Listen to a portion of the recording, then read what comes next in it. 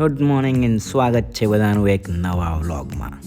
આજે ઉઠતાની સાથે ચા નાસ્તો કરીને આપણે વાડીએ આવતીકાલે ચીકુ પાડવાના છે, પહેલી વણની ભાઈ સિઝનની, એટલે બધો સામાન મૂકવા અને ચીકુ કેટલાક અને કઈ વાડીમાંથી પાડવાના તે જોવા માટે વાડીએ પહોંચ્યા છે. જો તમને નવા સીસીટીવી ઇન્સ્ટોલ કરેલા તેનું રિઝલ્ટ બતાવું, બરાબર ને? એક નંબર ને. વાડીએથી આવી અને આપણે બિલ્લીમોરા શહેરમાં જવા નીકળ્યા છે.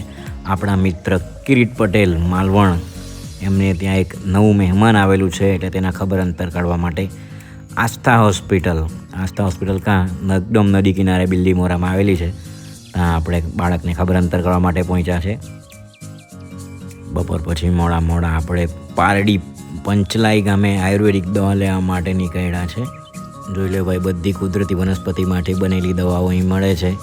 એડ્રેસ ને ફોન નંબર આ બોર્ડમાં છે, સ્ટોપ કરીને જોઈ લેજો. રિટર્નમાં નીકળ્યા ત્યારે આપણને અસંખ્ય ઘેટા બકરા જોવા મળ્યા. એકાદ પકડી લઈ ગયા એમ થયેલું હતું કે થઈ જાય રવિવારનું, એમ પણ માંડી વાયરું. સાંજે આવીને બહુ ભૂખ લાગેલી હતી, એટલે આપણે મિત્ર અક્ષય સાથે મુબારક તવા ફ્રાય પર થોડીક નોનવેજની મજા લેવા માટે પહોંચી ગયા છે. અહીંનો રિવ્યૂ એક નંબર જ છે. આ બધા ચિકન જેવું નહીં થાય અહીંયા, એની ગેરંટી આપણી. આપણો પેટનો ખાડો તો પૂરાઈ ગયો, હવે ગાડીના પેટનો ખાડો પૂરતા છે. અને મિત્ર અક્ષય અબ્રામા ક્રિકેટ ગ્રાઉન્ડ પર મેચ ચાલે તેનો આનંદ લેતા છે.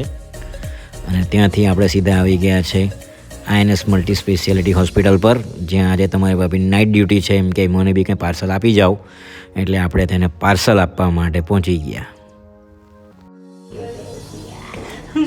Round floor bye. ચાલો ત્યારે આજના બ્લોગમાં આટલું જ. ફરી મળીશું એક નવા વિડીયોમાં. જય શ્રી રામ.